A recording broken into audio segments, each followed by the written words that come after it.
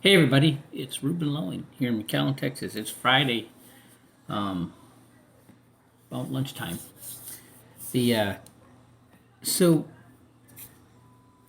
I'm having some challenges. My wife's going through a real rough time with the cancer treatment, and it's weighing on my brain.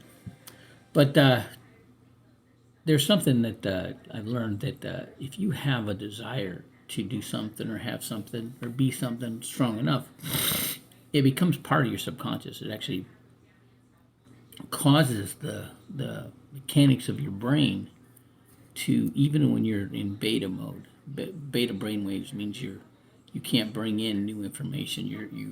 You only rely on the subconscious programming that's in your mind.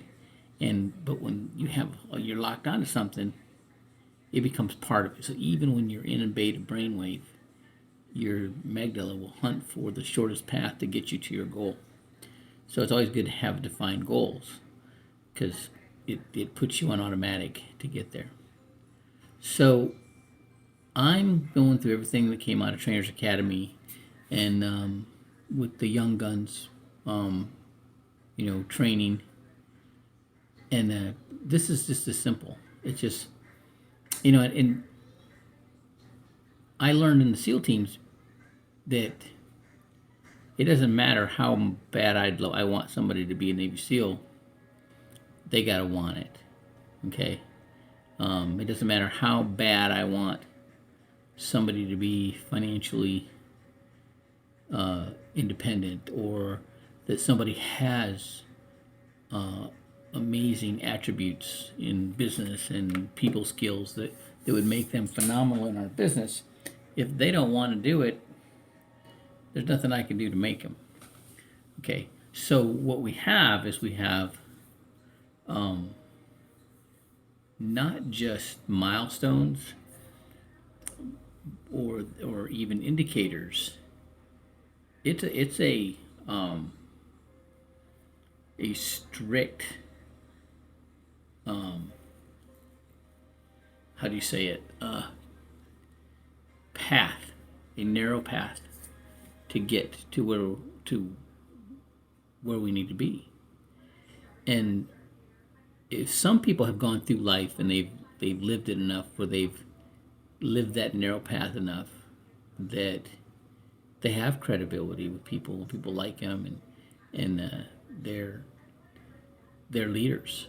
Okay, and then some people aren't or haven't been, and it's up to them or up to us to become that leader, become somebody that can get somebody to toe the mark and somebody to follow the path as it's designed.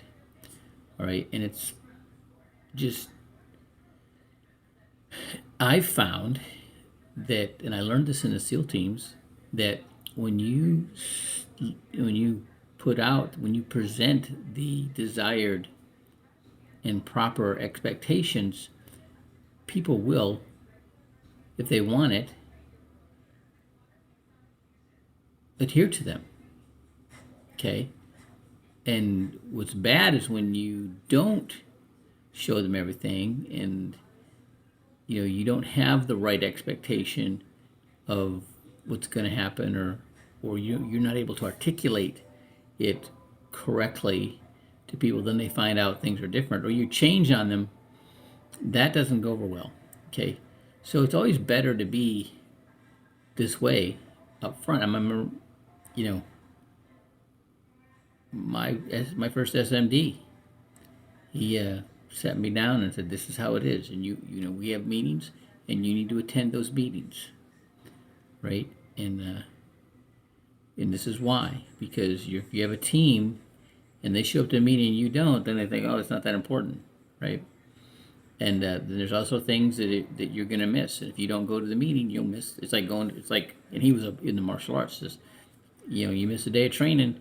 There's that little bit of information that's working on a technique that you're going to miss, and all your sparring partners are going to have. And when you come back, they're going to be putting it on you, Okay, it's not quite like that with us, but it's that coming to the meetings and that repetition, and that is so important. And I really, looking at the Psych-K methodology of learning, you can learn things quicker when you have good things happening and you get excited. All right, and that is true too.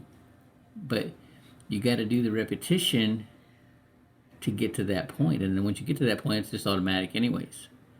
Okay, and so this is it. It's this, we have a meeting mentality, okay, which means we have meetings every Tuesday evening at 7, and then every Wednesday at 7 on Zoom, and then every Saturday at noon.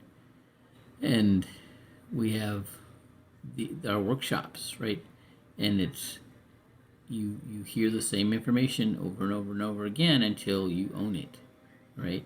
Now, what's interesting is they changed some of the information in the Saving Your Future book, but what that just tells me is, when you're going through the Saving Your Future book in a 7-step presentation, it's not the whole presentation, okay? And you don't have to go through every page verbatim. This is what we teach out of, and these are the things that we teach, right? But this is why it's in that introduction. This is why it's important.